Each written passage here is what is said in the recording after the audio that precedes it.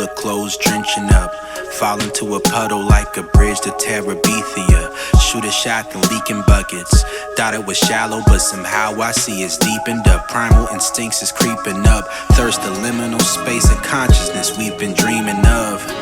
Like drinking cups and steaming bud. Opened up to suggestion, no question, I keep it buck. I'm honest, Adonis, ramming the bush. Debriefing before the cheeks is cuffed. King push, steeping leaves in the water and sip it hot as a sauna. A teep in the knee, how I beat it up. Reaching my garden, hand in the cookie jar. Now that's an and one. Put my stamp on the pussy like it's my grandson. Demigod, H-bomb, or I be shooting up the damn club. Brit wrap it up, don't play Delilah to my Samsung. Push and praise my plan one. Make her open both eyes. Kill you one attract and take your love like by toe size. Sacrificing herself to me, laying there like y'all both died.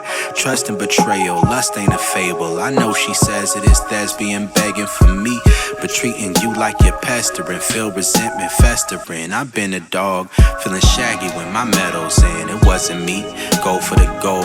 I'm meddling, now you're detecting my Dior Sauvage and your mystery machine. But the scene on the screen where my kids disappear was unsettling. She would've got away with it too.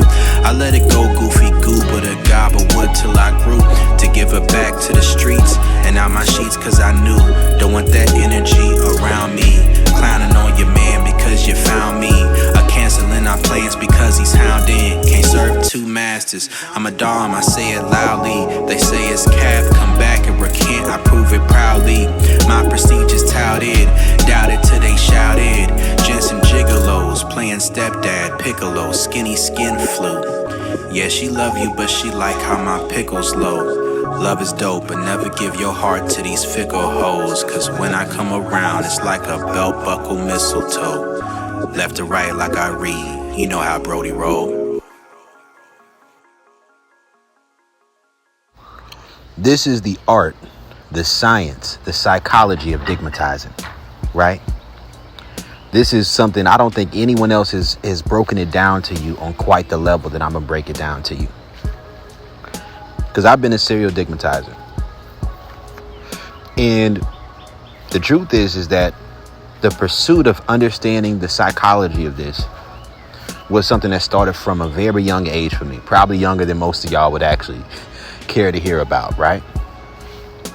Because I would observe these dynamics growing up. Something that I now call the gentleman gigolo complex, which is the female version of the Madonna whore complex, right? It's the split animus. And in these experiences, I would recognize, or through these observations, I would recognize that a woman could have a man who was a good man to her, who loved her, who cared for her, who provided for her, even who had some leadership qualities. But time and time again, I would see that attraction and desire would trump everything, right? This is what I would observe. And through observing this, I would be torn between myself, between a few different paths, right? A few different paths. Now, for me, I always wanted to be the full package, right? Because how I was raised, I always wanted to be a husband, I always wanted to be a father, I always wanted to be a man who was there for a woman. But I also like to feel desired. I like to feel wanted. I like to feel like when I'm dealing with a woman, I can have her when I want to have her, how I want to have her, and that she's going to be happy to receive me.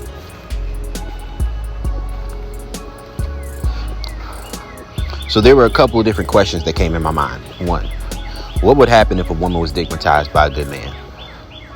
The other, is dickmatizing due to the quality of sex itself, or is it due to the psychological factor of the manipulation taking place leading up to these actions? Now, first off, I need to address something, right? Master morality versus slave morality. And this is part of where my confliction would come from. Because so many things in life are about narrative, right? I have an exercise I talked about in my video using neo soul to build sexual confidence. I don't remember the exact title of the video, right? But here's an exercise that you can do to get into Dom space, right? Because, this is primarily a BDSM channel. An exercise you can do to get into Dom space is to listen to music by women who are highly sexually attracted to their partner, and to listen to those songs, and then to project, to imagine that you are the man that she's speaking about, and the level of desire, the level of receptiveness, the level of willingness to pick up what he's putting down. And through listening to these songs of a woman who's yearning for a man sexually, or a woman who's ensnared and enraptured in a man, who's captured by his essence, to imagine that a woman is thinking about and speaking to and feeling about you the way that that woman is feeling about you. Through doing this, you start to develop dominant empathy in a way. Right? Now, the negative side of this is that you can't unsee it, right? Once you see it, once you develop dominant empathy, you can lose the ability to operate from dominant empathy if your cup gets too low. But you can also find yourself in scenarios where if you're overly attached to a woman who does not feel that way about you, then you're oftentimes going to be in a long road towards fighting an uphill battle. Right? An uphill battle. And chances are you're not going to win that uphill battle because you just may not be him to that woman. And guess what? Whoever is him to that woman may not be a man who she can actually be with or who things will work out with. So when I talk about slave morality versus master morality in these scenarios, it's, do you view the effect that a man has on a woman in this type of scenario as inherently good, inherently bad, or neutral? Right? I view it contextually, right? But when I say good, bad, or neutral, it's like if you view yourself as not as the man that a woman truly desires and is submissive towards, but as the man who is presenting logical reasons as to why she should be with him, then you're going to be a lot more patient with that lack of respect. You're going to be a lot more patient with that lack of desire, and you're going to be trying to work on things. Right? It's not impossible, but it's improbable. And in these scenarios, this is where you get into past theory, right? Covert contracts. This is where your expectation of a woman's sexual fidelity is what gives you the capacity to feel safe enough to be willing to put effort in towards making her feel safe so that she can be receptive to you. Understand this, there are primarily two foundations of relationships. There's androcentric safety and there's gynocentric safety. I'm laying some groundwork for you.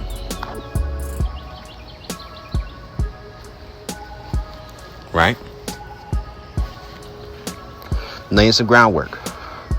Gynocentric safety is based off of a woman's emotional safety, because safety is based off of the dominant ego, meaning that it's about quality and quantity, right? So if a woman is receiving validation, emotional validation, social validation, financial investment, or provision that does not feel transactional, then this is like pure water that goes directly into her ego. This water raises up her level of cup space to where she then has the energy to be sexually receptive if there's enough attraction that is present. And that's like, especially if this is a woman who's not naturally already in that state. The issue with this is the gentleman gigolo complex. Oftentimes, a woman is not going to want or to have the natural inclination and desire to be as sexually receptive to a man who's giving her that validation as she is to a man who isn't, especially if she's getting more quantity that builds into the feeling of quality rather than quality that mimics quantity. Because what we have to understand in this is this: it's about the value of validation. This is what attraction is. When it comes to a person making your ego feel good, right? There is a level of uncertainty that can come with this, right? Certainty at times can kill attraction based off of your mentality. So what occurs is, if said woman is, if the man who's giving her that validation is betraying himself to do so, then the woman will lose respect for the man regardless of how much he's there for her. So if his cup gets low, trying to refill her cup, then she's not going to be as attracted to him once her cup gets full. And then hypergamy kicks in, and then she desires what she believes is going to be a better option. So when we're talking about slave morality versus master morality, that's a Nietzschean concept, Nietzschean idea, right? When you have master morality, you view things as a man from a perspective of what I call androcentric, right?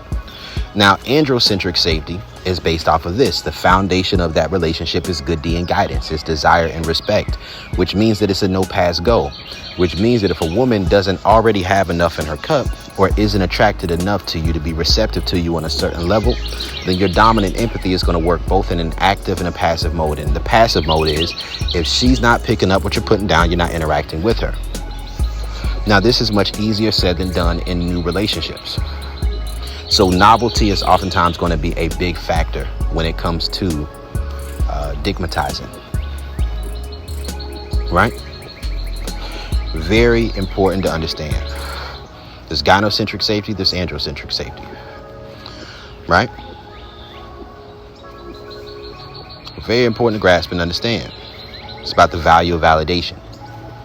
So let me break down this idea to you in a different way. Right? Let me give you a formula to break it down. It's oftentimes going to be the combination of a limerent experience mixed with a sexual superlative, mixed with either a sense of safety, which could be false safety, and or a sense of taboo.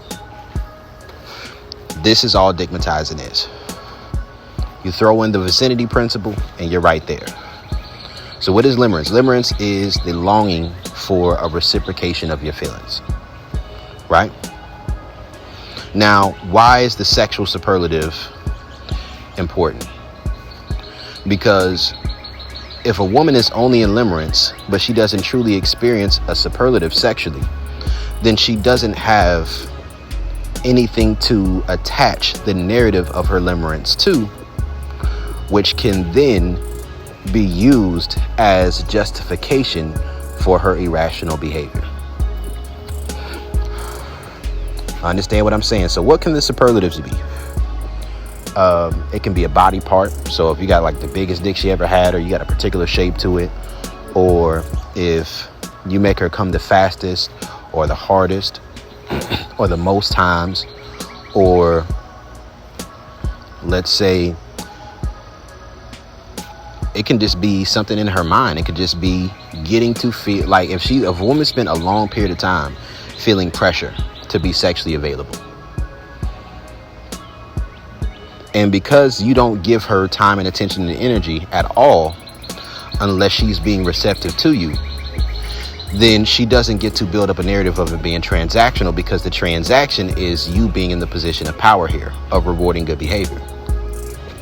And because of this, the value of validation is high.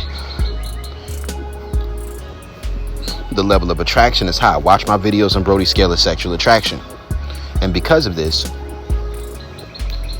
a woman will value a piece of you over the whole of another man, right? As in, a woman will value just those moments of small talk, just those moments of aftercare, just those moments of pillow talk, just those moments of the affirmation and validation that you give her during sex, or the work that she puts in during sex in order to gain your approval, trying a little bit extra harder when she's giving you head to get a reaction out of you.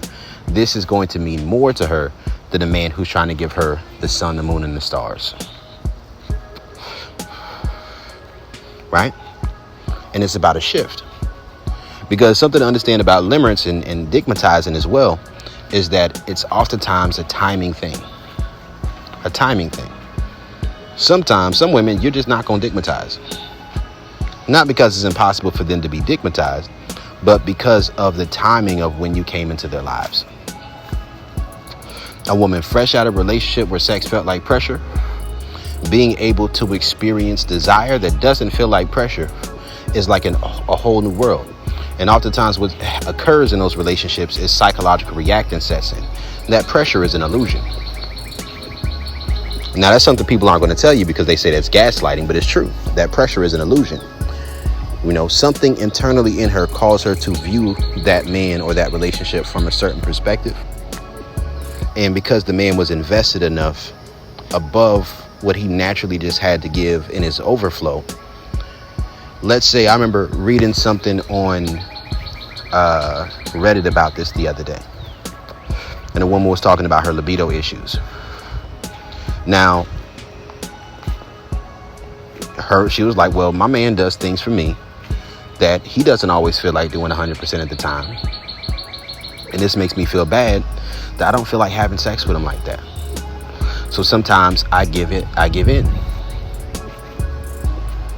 See, her man has the capacity to transmute energy. She does not have the capacity to transmute energy.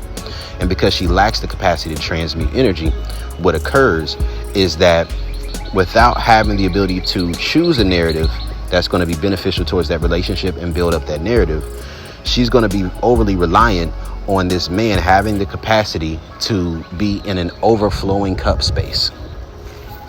Because she's grown entitlement towards what he's already doing to be there for her, while simultaneously feeling pressure, meaning that he has to maintain doing what he's already doing.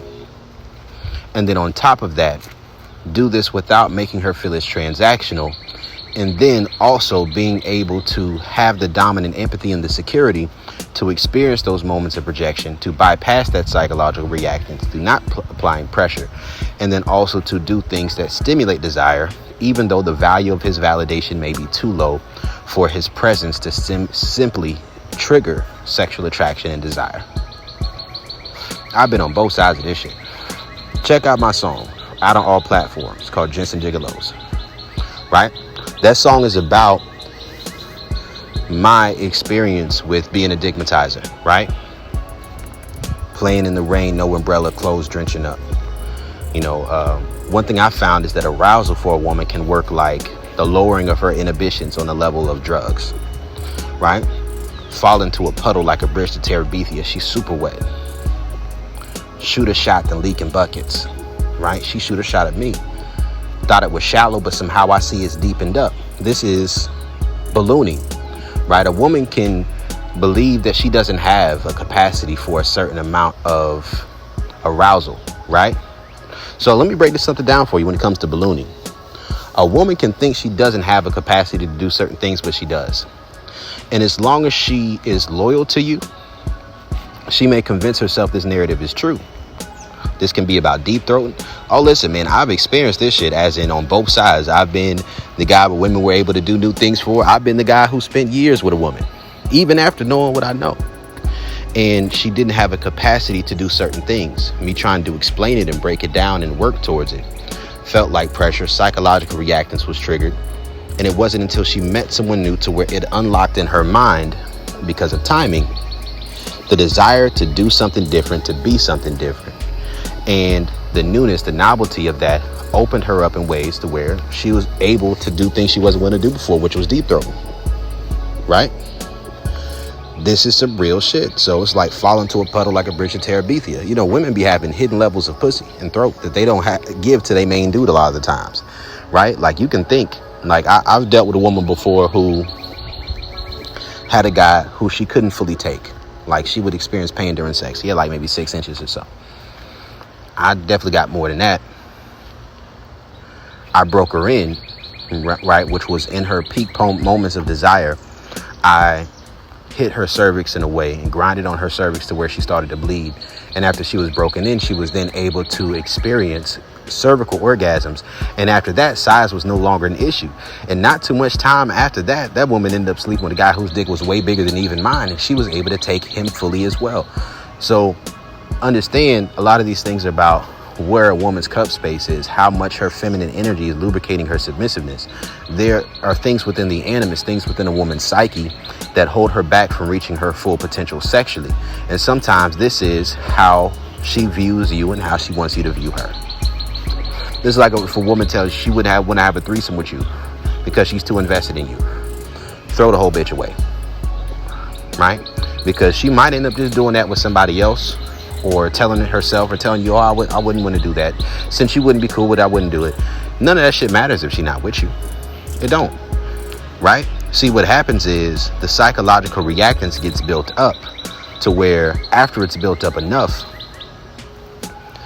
once a woman experiences limerence, because limerence happens in a period in someone's life where they're wanting to escape reality, where they're running away from responsibilities, when they're running away from the idea of quote unquote growing up, or they felt like they grew up way too fast. And once this occurs, you become opened up to a whole bunch of different things. But what also occurs is that you need a linchpin, or you need a anchor point for your ego to attach to try to help you choose which direction you want to grow into, by projecting your anima or your animus onto another individual. And it's pretty much non-consensual co-regulation, right? So I said, what, fall into a puddle like a bridge to Terabithia, shoot a shot then leaking buckets, thought it was shallow but somehow I see it's deep and up, primal instincts is creeping up. This is where the primal instincts come in, right? I say thirst, the liminal space of consciousness we've been dreaming of. You know, when you're in a high state of arousal, you're in a high state of attraction, a high state of desire, you're having an orgasm, a lot of your frontal lobe shuts off, or whatever it's called that is in charge of your morality. I say opened up to suggestion. No question, I keep it buck. I'm honest, Adonis, ramming the bush, debriefing before the cheeks is cupped. So it's like, what I say? Opened up to suggestion. Like when those inhibitions are lowered and individuals opened up to suggestion, they're open to doing things they didn't know they could do, didn't know they'd even want to do. No question, I keep it buck, as in I'm honest, Adonis, ram the bush, debriefing before the cheeks is cupped. And you know about Adonis and the story of that if you're into like Greek mythology. But ramming the bush, debriefing before the cheeks is cupped, that's just some wordplay, right? And debriefing before the cheeks is cuffed is just like, okay, as a man who's starting with the biology first approach. First time I'm saying that in this video, but that's really what I'm referring to in a lot of ways. When you're starting with the biology first approach, you get to get exposed to a woman's sexual shadow on a high enough level to have some frame of reference to set your ego to about what she's open to and what she's capable of. And by debriefing, by sharing your stories and she shares her stories, and you find out what she's capable of. And then you, through having these conversations, you hear the experiences that she's never had. And if within your skill set, you have the capacity to create certain experiences based off of her arousal level, this is what you attach the limerence to, right? The superlative experience, something new that she's never experienced, something better than she's ever had. Sometimes it's not even better. Sometimes it's just a recency bias based off of how she's felt lately. Right? When I say king push, you know, that's, you know, just play on words with the whole Adonis thing.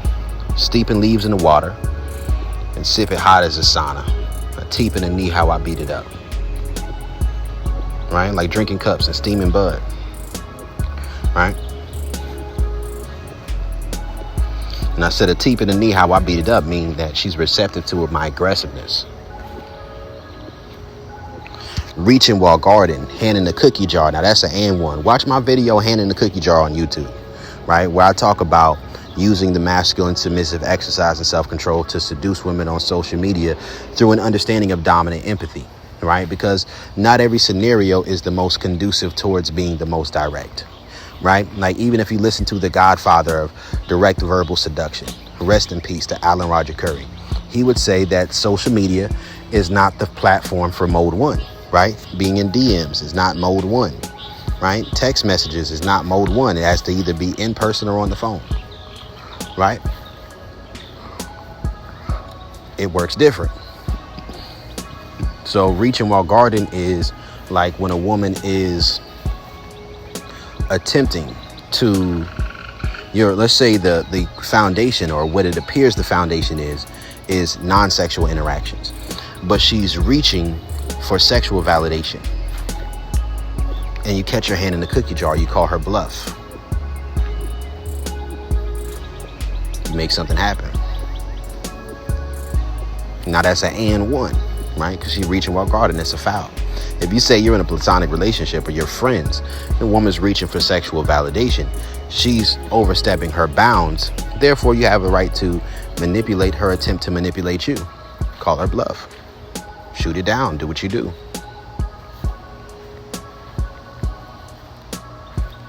Say, put my stamp on the pussy like it's my brand, son. Demigod, H-bomb, I'll be shooting up the damn club. Now, I had to bring up H-bomb because, man, that's Hendo, Dan Henderson. I'm a big MMA fan. Now, that's an H-bomb. I'll be shooting up the damn club. And you know, H-bomb, Houston, we ain't gonna get into all of that, right? Britt, wrap it up. Don't play Delilah to my Sam's son. So Britt, that's, you know, Michael Bisping. But it's Britt, wrap it up. Don't play Delilah to my Samsung, because when a woman's in that extremely highly aroused state of mind, she's not going to care about no condoms, right? If a woman's aroused enough, and watch my video on bait and switch part 5, I think that's what it is. A woman who's feeling you enough is not going to have any boundaries. And this is where the master-slave, master morality versus slave morality concept comes in. Because if you're looking for a woman with boundaries, then it's almost as if you want a woman who has character, morals, and values. But you have to understand this. Rules are made for some and broken for others. Anytime a woman says, I don't do that, the for you is in parentheses. And she's not going to have any sympathy or empathy towards telling you she's not going to do something and then doing it for someone else. She's not. I say, push and praise my plan 1. I said, don't play Delilah to my Samson. And that's just basically talking about Delilah syndrome, right? Where a woman will attempt to get you to be more emotionally vulnerable, not for the sake of wanting more intimacy, but this is more of a symptom of limerence necessarily than digmatizing, where in order to break the quote unquote soul tie, which is what limerence oftentimes is, she needs to see you as human, right? Well, I brought up demigod, right? She needs to see you as human by seeing you be vulnerable and then taking advantage of that vulnerability, doing something or saying something that hurts you, or pulling back or trying to implement boundaries now, so that through getting an emotional reaction from you, she's able to lose respect for you, lose attraction, and then to walk away without looking back. So I say, push and praise my plan 1. Big Brody don't pull out. I don't do that. If I go raw, I'm shooting the club up. So make her open both eyes, kill you on the track, and take your love like Batosa, because I'm a fire-ass rapper for one. But this is really in reference to my favorite over of all time, which is Soyokuhin, right? Trust and Betrayal, Samurai X, Rurouni Kenshin, right? Where the main character, which is Kenshin Imura, at the time was Batosa the Manslayer. He was just out doing his rounds. He came across some people he needed to assassinate. He assassinated this bodyguard. He was a very strong bodyguard. He wasn't that strong, but he just had heart and will because of the woman that he loved. And he was going to fight to the death to try to get back to that woman. By the end of the movie, that woman had fallen in love with Kenshin Imura. And this is just something that's like within the nature of human beings and female nature. That's how things can work. A woman's not going to hold herself to a certain level of morality most of the time, or of duty or of integrity. That's not her nature. She's going to go where whoever's the strongest is who she's with. And there may be a little bit of turmoil or pain or frustration or regret, but that regret is just going to make her go further into it. So the same man who killed the man that she loved, who she was planning to marry, is the same man who she ended up falling in love with and giving her life to protect him. It's a real deep story. I said, sacrificing itself to me, laying there like y'all both died. Trust and betrayal. Lust ain't a fable. I know she says it is. That's being begging for me, but treating you like you pestering, feel resentment festering, right? Those lines right there are things I've lived from both sides. Like I know how that shit works, right? Like the way the animus will work is that in order for a woman to protect her submissive ego, she is going to craft an identity that is less sexual than who she truly is and how she truly can be, right? Like lust ain't a fable. Trust and betrayal, lust ain't a fable. I know she says it is. Thespian, playing a role. Begging for me, but treating you like you pestering, feel resentment festering. I done experienced that. That actually goes into the narrative of Young Niggas A Tale of Sexual Shadow Work. Very painful experience for me. But honestly, that's part of my karma because I done been that for so many other women. I said, I've been a dog from the shaggy when my medal's in. It wasn't me. Goal for the goal, I'm meddling. Right? As in, meddling, metal in, like putting the metal in, meddling, gold wrapper, Trojan Magnums. Right? I'm feeling shaggy when my medal's in. It wasn't me. Shag is like an old word for having sex back in the 70s. Shaggy when my medal's in. It wasn't me. Goal for the goal, I'm meddling. Now you're detecting my Dior Sauvage and your mystery machine, but the scene on the screen where my kids disappear is unsettling. Now that's some real shit. I've experienced that. Like I've been that guy where women would get broke up with because dudes would find the videos of things we've done together. I've also seen the woman I love sucking dick on camera. Right, I had her send me the video. But she wasn't able to finish the job that time, so I felt a little bit better about it. But that's also, it's like there's a difference between a woman just not being successful in what she's doing. Like if she want a monkey branch, but just the dude don't want her that much, and that just make her want him more. So it's like you kind of caught in between the two. And then also just like, I think he also just had some anxiety at the time because he wasn't able to keep it hard. I think part of that shit was just like, you felt a little intimidated. I know because he was asking about me, right? He was asking about me and reacting to certain stuff I was doing on social media. And one time he experienced some anxiety because she was telling him stories about stuff that we've done. And understand, it wasn't a situation where it wasn't always on point. It just wasn't consistent enough to maintain my cup. You get what I'm saying? But yeah. But the scene on the screen where my kids disappear was unsettling. She would have got away with it too, right? I let her go goofy goober to Gobblewood till I grew to give her back to the streets and out my sheets because I knew. Right? As in, I've been in that situation, and this is where the master and slave morality comes up, because you do feel on some level, unless you're like a sociopath, some sense of empathy with the other guy. Because if you resonate from a standpoint of being a guy who really loved a woman, or if you see that if she does one man one way, that she'll do you the same way, then you kind of have to say either I want a woman with stronger characters, morals, and boundaries, right? Or I want a woman or I think every woman has a capacity to do this, so why should I have an issue with it and just accept the nature of reality for what it is? That's kind of the conundrum. Like on my album cover, I have a peach and the mango, right? That's what these things represent. So it's like, don't want that energy around me, clowning on your man because you found me, or canceling our plans because he's hounding. Can't serve two masters. I'm a dom, I say it loudly. They say it's cap, come back and recant, I prove it proudly. My prestige is touted, doubted till they shouted. Gents and Gigolos, playing stepdad, piccolo, skinny skin flute. Yeah, she love you, but she like how my pickle's low. Love is dope, but never give your heart to these fickle hoes, cause when I come around, it's like a belt buckle mistletoe. Left to right like I read, you know how Brody roll. I ain't gonna go through all them lyrics, but that's just side nigga PTSD. You know, growing in empathy and understanding of empathizing with the other guy in certain scenarios. Right? There's a lot of wordplay in that. But there's more to it than that, right? There's more to it. So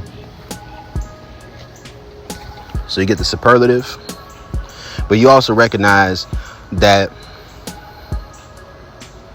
when it comes to safety, it can be false safety. Right? Alpha pandering. It can be the safety of a man who's simply not communicating to a woman directly that her behaviors are disqualifying her. Therefore, as he pulls away, this triggers this desire to want to regain the same position.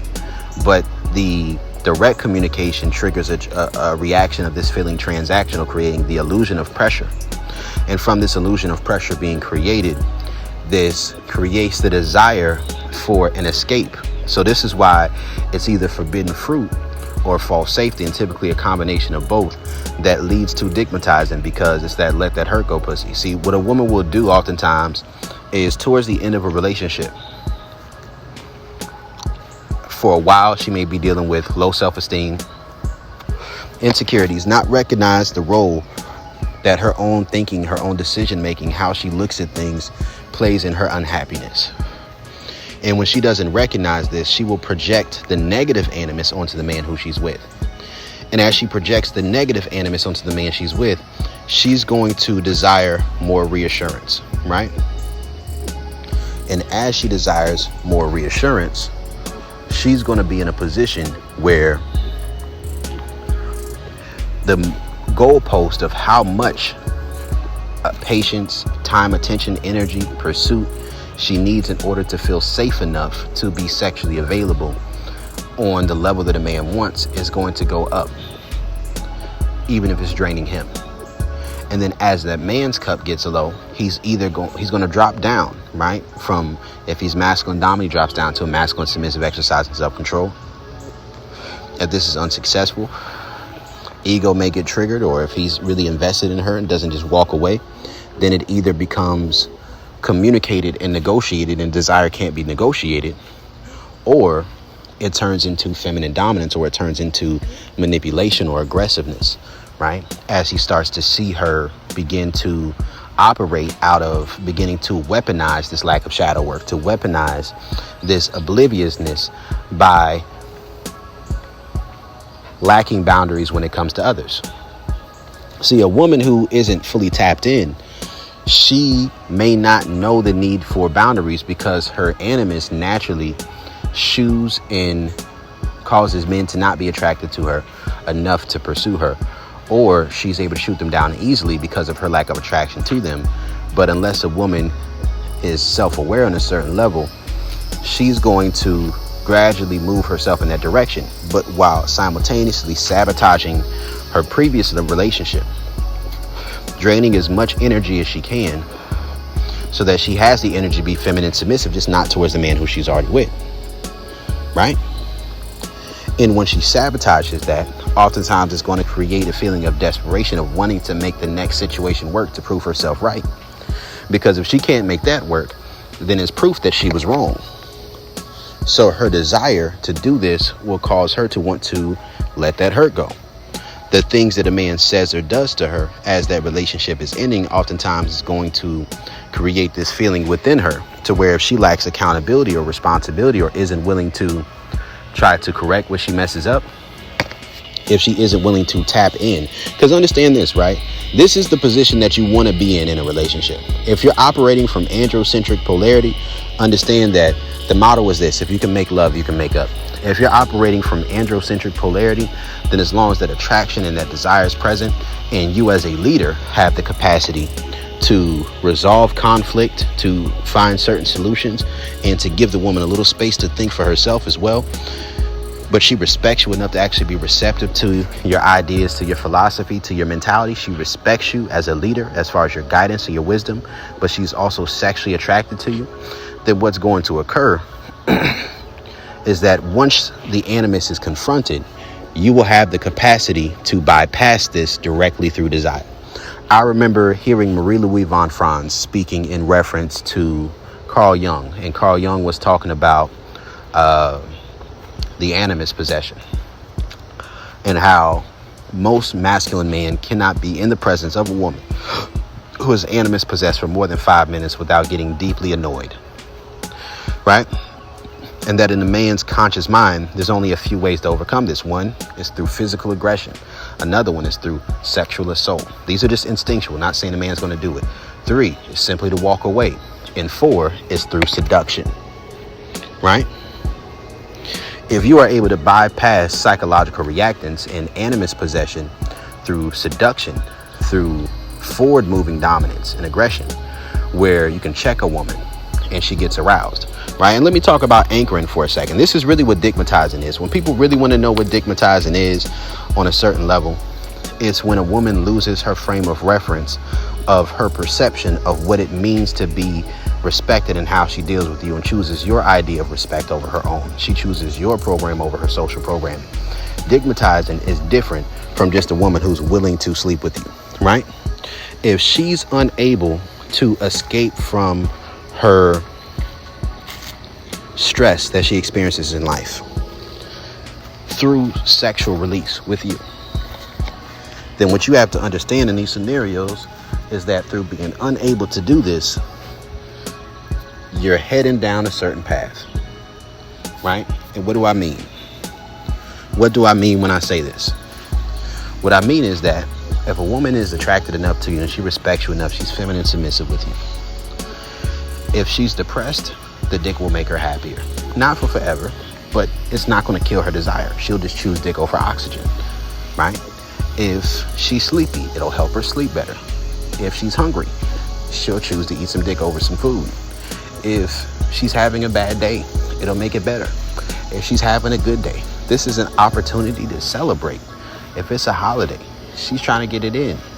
If you're not down, she's going to be willing to do something to try to get you to be down. Right? She's going to be willing to work for it. For you sexually. She may even be willing to pay for it. I've told many women over the years to their face, dick ain't free. And I meant it.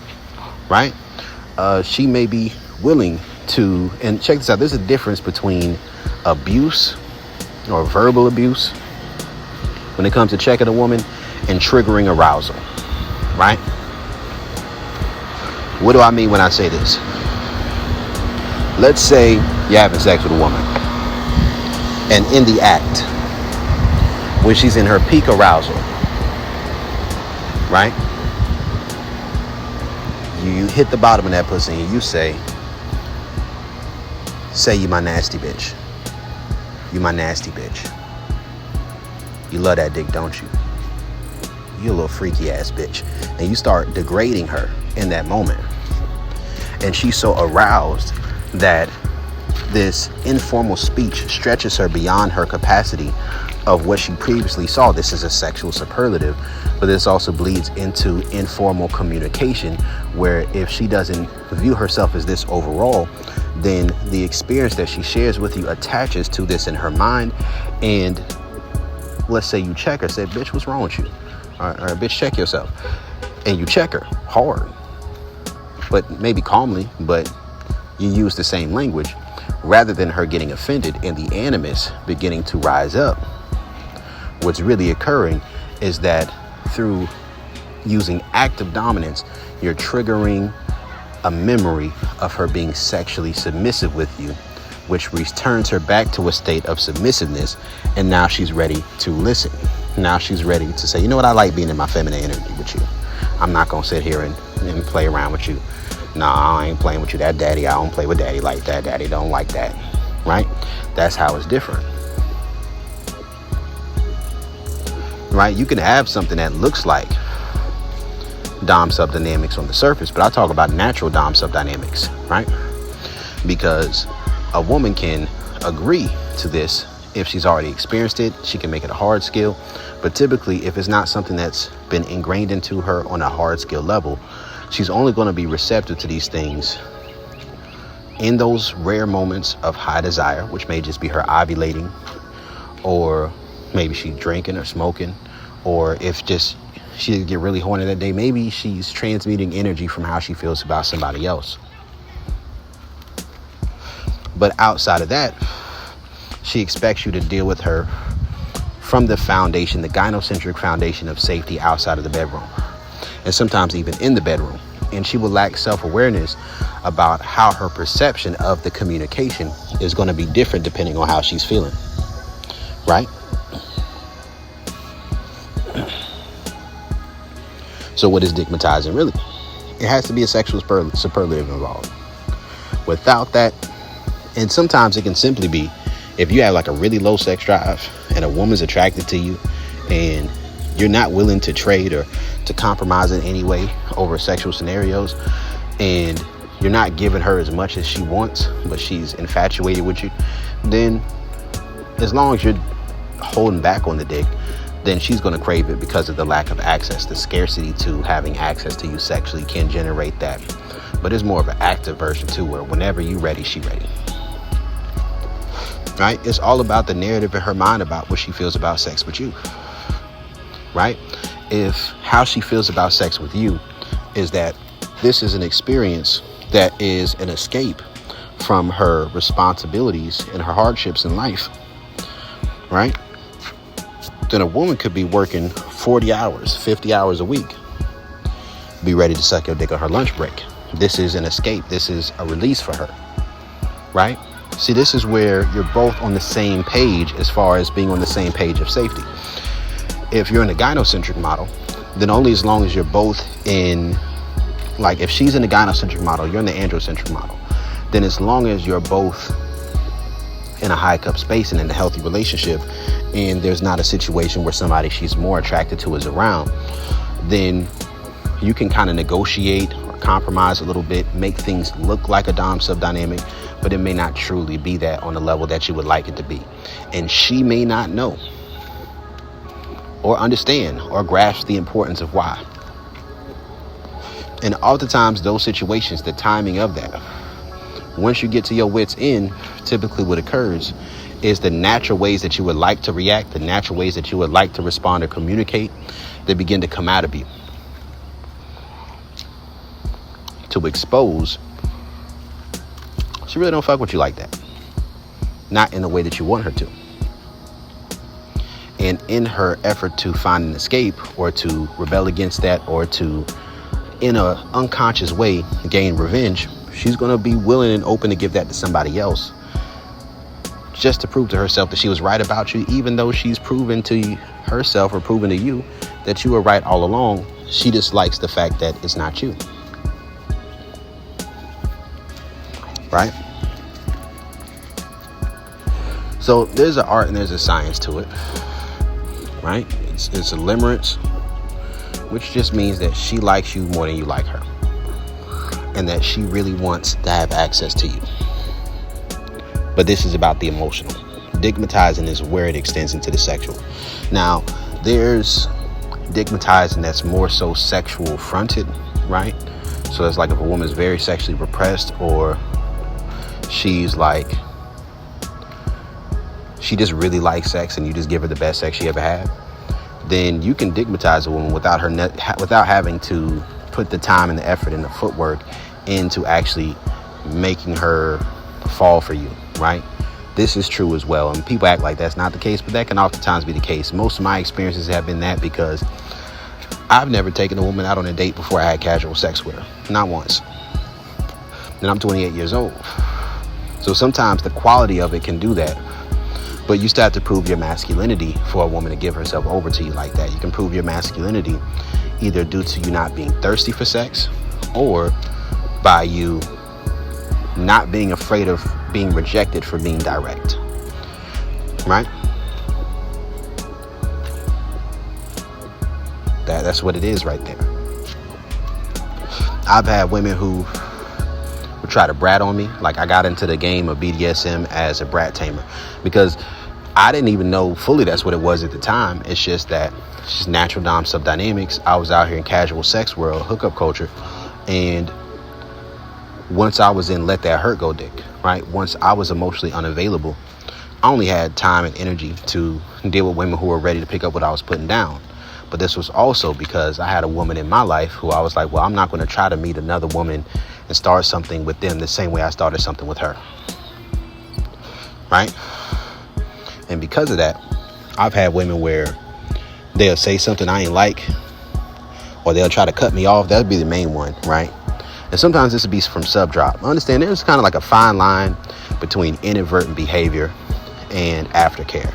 And this is where communication is important to a certain extent, but also you just being aware. Because for some women, if it's just like hookup culture in their mind, it's just a hookup, you trying to give them too much aftercare, it makes them feel unsafe and unsure, like you're trying to get them emotionally invested, especially if your dick is real good. and they may sabotage it because of that. With other women, if you take them on through there, like you making them nut 10, 20, 30 times, and they're crying during sex and they throwing up, and you smack her, you tell her to just spit it out, keep going, right? And you don't give a fuck. And then she just trades her old concept of comfort in that moment to what it is you're comfortable with. And because you're not deterred by things that would make her feel uncomfortable, she's not deterred either. So it's kind of like a crazy, dangerous game of sexual chicken, right? Real shit. And novelty can play a factor with that. We got to understand the law of momentum. So in these types of scenarios, what can occur is this. Like, woman's animus will pop up. She'll try to stop dealing with you. And instead of trying to negotiate or communicate, because that's part of Delilah syndrome, the communication trap, instead of trying to negotiate or compromise or communicate or trying to make her feel comfortable, if she unilaterally decides that she doesn't want to deal with you anymore, by simply not responding, this triggers her ego, because she may have decided she didn't want to deal with you, but she didn't decide that she was okay with you being okay with not dealing with her. It was just an emotional reaction. It was just her tripping, just being in her feels, right? And once this occurs, you're now in a position where it's like, damn, I fucked up. That's where she at. So she might hit you up based off of the superlative of the experience, like, I just really want to suck your dick right now. Or she starts begging just to give you head. Begging just to suck it. Spend some money on you. And that's when a woman's dickmatized. But understand that part of that is her being submissive, but part of that is just that nothing really turns some women on more than attempting to manipulate you and to change the structure and the context of the relationship and being unsuccessful. Nothing really turns some women on more than attempting to manipulate you and being unsuccessful, or attempting to rile you up and being unsuccessful.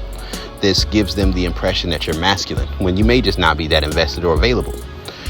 And once they miss that high, that drug, that feeling of interacting with you, right? They go back to the experiences and the memories they have with you. And the next thing that's in their mind is, I just want to suck this nigga dick. I just want to get fucked again. What is the least? What can I do that requires the least of him, where I could give the most of myself, so that I could get some of that drug, some of that validation. I can get some of that dick. Because I don't want to ask for too much, because I may not deserve dick right now. I may not deserve to have sex with this man. He already told me dick ain't free. So why would I couldn't come to him just asking to have sex. That wouldn't work. He might just ignore me again. And because I'm afraid he might ignore me if I do this, then let me just ask just to suck it.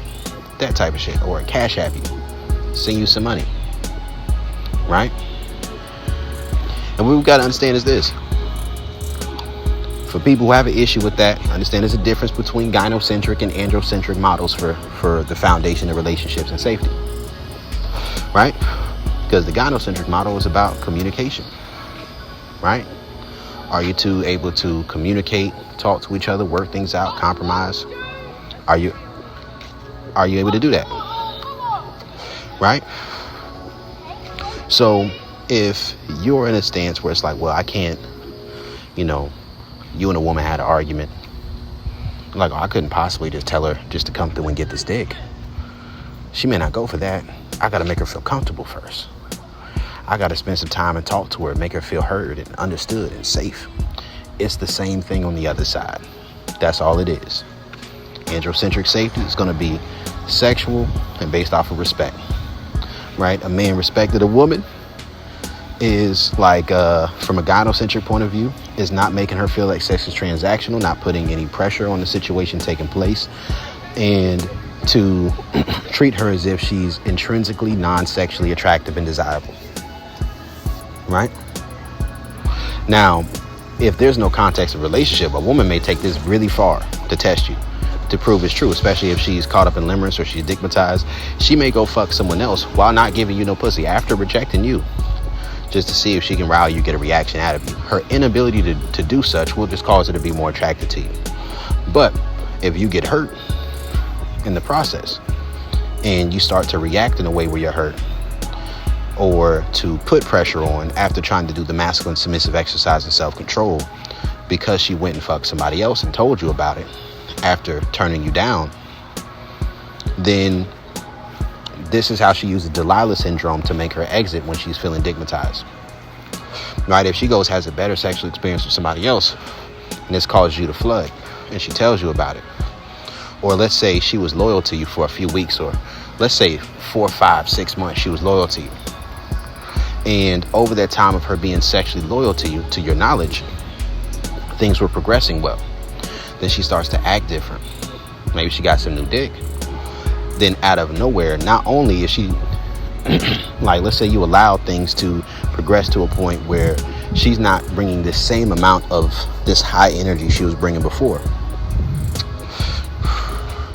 right? And then she goes fuck somebody else, or then she goes suck somebody else, or then she goes and meets someone else and is talking about them the way she used to talk about you.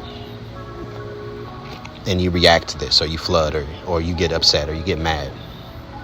You shame her. Unless this taps into a degradation kink, right? A humiliation kink, right? I call it the prison wife principle. Maybe that's not the best word for it, but there are ways of resolving certain things, right? Sometimes cheating saves relationships. Just enough attraction has to be present. And why do I say that? Because if you're being overly respectful to a woman and then she does something fucked up, and then now you're willing to be more aggressive, but this is aggression she's not used to seeing from you, so this turns her on. And then let's say you tell her about herself and she's truly afraid of losing you. And then from that place, she's receptive, and then this creates a positive feedback loop. Then you can move forward from there. And then also losing some of your emotional empathy and become emotionally unavailable for a little while, shutting down, having her actually work for it and gain and earn the validation from an androcentric perspective. This is how these things flip. This is how the script flips. This is how these things change back and forth, right? So if you don't carry yourself the way you should as a man, and you're in the androcentric model, right? And then you cheat on her or do things that aren't in the agreement of your dynamic, or you take this shit for granted, or, you know, you allow yourself to get complacent enough to not stand on your ground if she's getting animus possessed, and you start to rationalize or justify or compromise or negotiate as to why she isn't being as receptive or available as she used to be, then you may compromise. Right? And once you compromise, that's when you will then be in a situation where she will actually lose the attraction and the respect that she had for you. She may have been testing you, but once you switch over to trying to focus on making her feel safe, and you switch from the mango to the peach, now it's just a matter of time where you get to see who she truly is, where she may operate and act on those mango desires for someone else. And if you do not have the security to truly value the emotional connection, right, and the communication and the safety of that relationship as the true foundation of it, then you're going to feel as if she is trying to test you by trying to get you to prove your love to her through her ability to feel more for someone else than she feels for you, to accept more bullshit from someone else than she accepts from you, and then to make her feel safe while you're actually emotionally invested enough to be hurt by what she's doing. But to hold you to a different standard from someone else, that's where the gentleman gigolo complex comes back in. Right? So there's a lot of different concepts. There's a lot of different things that go along with these ideas. A lot of different things.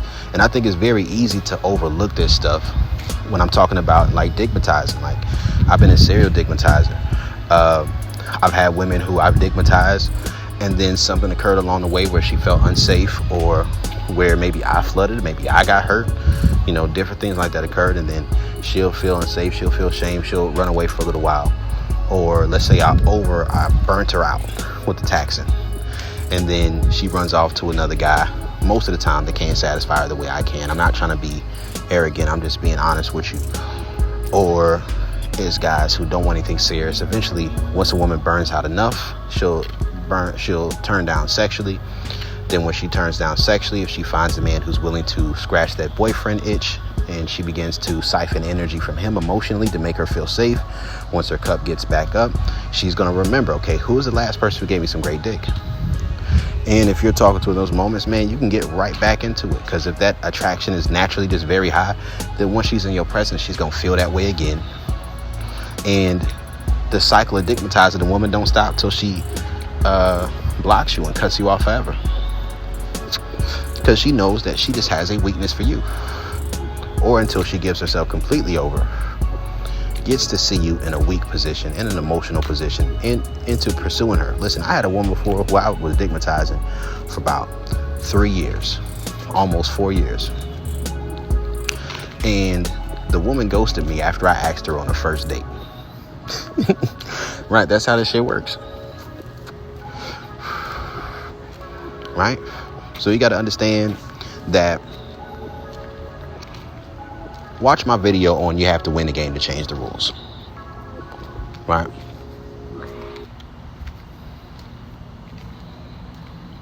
Watch that video.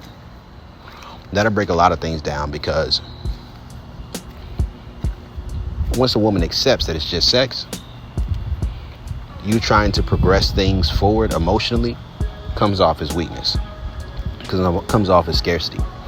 She has to like you enough, both sexually and non-sexually, to be willing to sleep with you without any expectation of more, but desiring more, and then get to the point where she's asking what it will take to be more, and she's already showing that she's willing to follow your instructions and your leadership along the way, to where you're gradually building up to that point.